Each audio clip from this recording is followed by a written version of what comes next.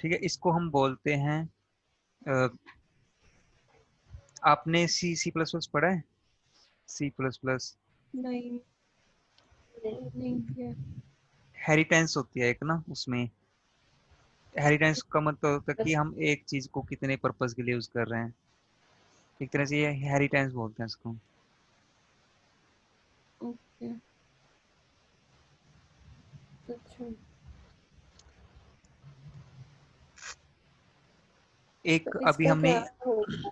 हम इसका मतलब ये हो गया कि हम एक मल्टीपल टैग्स के साथ एक ही प्रॉपर्टी अप्लाई करके हम ऐसे भी यूज कर सकते हैं। एक होता है कि हमें अभी तक क्लास यूज कर रहे थे।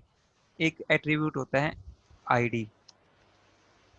हम्म। ठीक है, मैंने आपको उस दिन भी दिखाया था ना कि प्रोग्रेस बार, मैं बटन पे क्लिक कर रहा था, प्रोग्रेस बार इंक्रीज होता जा रहा था 10 पिक्सल्स का। हाँ जी। तो हाँ मैंने वहां जी। पे आईडी मेंशन की थी। हाँ 50। ठीक है, तो हम हम्म। हमारे पास चॉइसेस होती हैं कि हमने किसी भी एलिमेंट के साथ काम करना है। या तो मैं क्लास के साथ काम कर सकता हूँ या आईडी के साथ भी काम कर सकता हूँ। बट ध्यान हम्म। रखना है, क्लास सेम हो सकती है, आईडी सेम नहीं होती पूरे डॉक्यूमेंट में। आईडी हम्म। हमें यूनिक रखनी पड़ती है।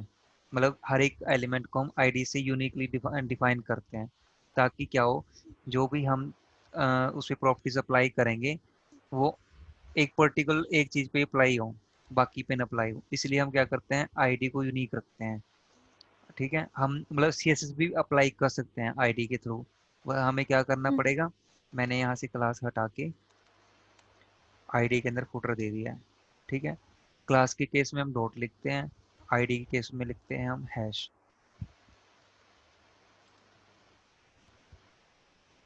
डिफरेंशिएट पता लगा मतलब आईडी और क्लास में क्या डिफरेंशिएट है, कैसे एक दूसरे से डिफरेंट है?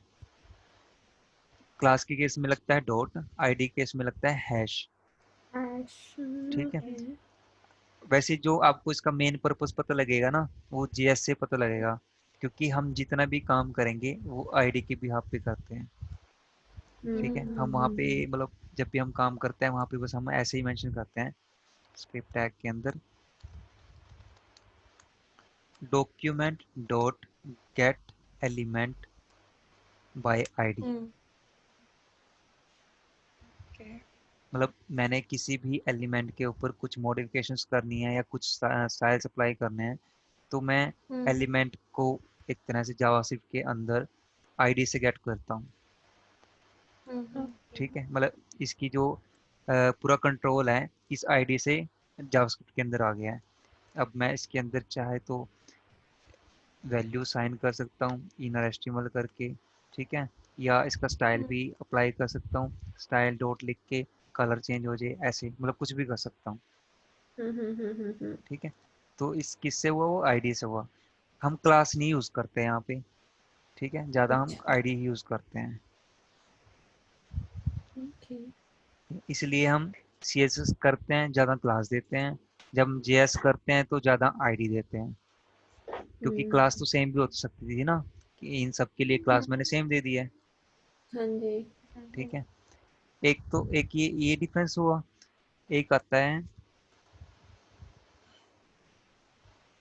आपने कुछ कोड्स बना लिए, जैसे मैंने फ़ॉन्ट 25 फ़ॉन्ट यूज़ करना है 25, तो मैंने एक क्लास बना ली फ़ॉन्ट 25।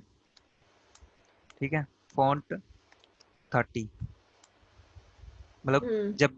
जब भी मुझे किसी एलिमेंट के अंदर फ़ॉन्ट 25 पिक्सल यूज़ करना पड़ेगा, तो मैं फ़ॉन्ट 25 दे दूंगा। जब मुझे हाँ 30 पिक्सल यूज़ करना, तो मैं 35 दे दूंगा। तो मैं यहाँ क्या किया, यहाँ पे 25 दे दिया, यहाँ पे फ़ॉन्ट साइज 20 30 दे दिया। अब जस्ट मुझे क्या करना है, यदि मुझे इसका फ़ॉन्ट साइज हेडर वाले का मतलब हेडर के अंदर जितने भी कंटेंट है फ़ॉन्ट 25 ही चाहिए इसका, तो स्पेस देके यहाँ पे एक और क्लास मेंशन करता है 25। यदि मुझे दो कलर ले लिया मैंने, कलर ब्लू,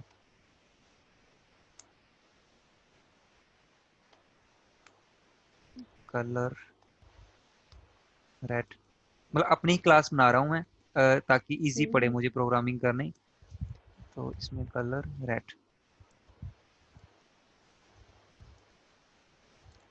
ठीक है, तो मैं क्या करूँगा, अभी मुझे कलर ब्लू देना है, तो मैंने स्पेस डाल के यहाँ पे कलर ही मेंशन कर दिया।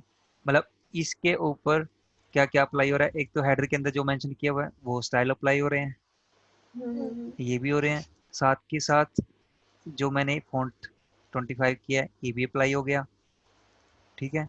साथ के साथ कौन सा अप्लाई हो गया, एक ब्लू कलर दिया इसको, मतलब 3 चीज़ अप्लाई होगी इस पे।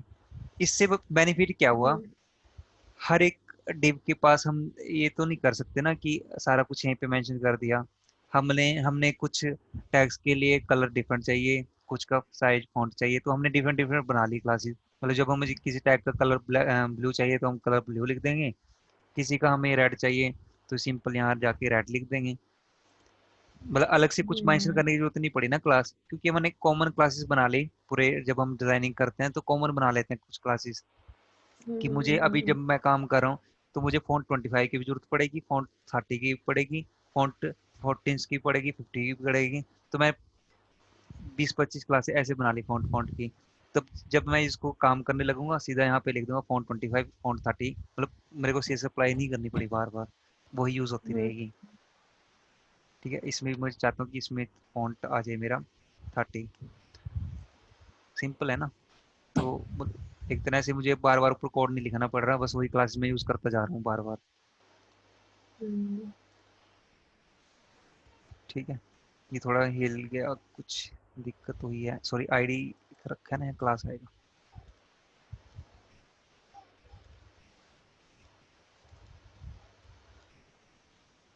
क्लास है। एक सेकेंड, कुछ मिस्टेक हुई है, ये हटा देता हूँ एक तो।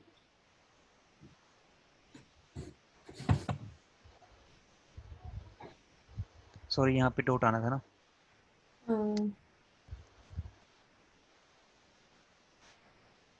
ठीक है, आगे बॉर्डर, वो एक्चुअली मैंने हैश यूज़ करा था ना, आईडी यूज़ करा था, इसलिए मैंने हैश लगा दिया था वहाँ पे, डॉट आना। डिफरेंशिएट का आपको पता लग गया। देखो फॉन्ट साइज ज़्यादा बड़ा हो गया ना, ये मैंने वो दिया था अभी 30 पिक्सल, मतलब यहाँ पे आप चेंज कर दोगे।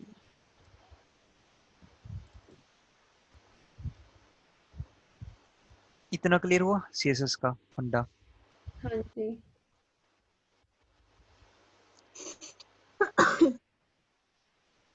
आई थिंक इनफ है, या इससे आगे कराऊं और कुछ, नहीं, इनफ है, और नहीं नहीं करना। बस है अभी। क्योंकि अभी आपने ना, मतलब मेरे से आप दूर चल रहे हो अभी प्रैक्टिस में ना, तो हाँ जी, बहुत दूर। ऐसा ना हो मैं एंड पे पहुंच जाऊंगा, अभी आप ही बिगिनिंग ही रहो। नहीं नहीं। क्योंकि एक्चुअली क्या होता है, हम डेली साथ लर्निंग भी नहीं भी करते, प्रैक्टिस क्लास भी होती है बीच में। अब प्रैक्टिस क्लास कोई नहीं रही, क्योंकि आप टास्क ही नहीं कर पा रहे ना, टाइम नहीं लग रहा।